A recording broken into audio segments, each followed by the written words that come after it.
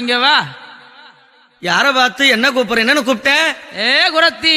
அடே மகனே, ஆமா, ஆதி இளம் குரத்தி அல்ல, ஜாதி இளம் குரத்தி அல்ல, ஆதி இளம் குரத்தி அல்ல, ஜாதி இளம் குரத்தி அல்ல, பாதியில குரத்தியான மலை உச்சியில பூதகணங்களோடு கைலை மலை உச்சியில வாழக்கூடிய மேல் மலையனூர் அங்காள ஈஸ்வரி அம்மையார் வந்துட்டாங்க. வராங்க பேர்.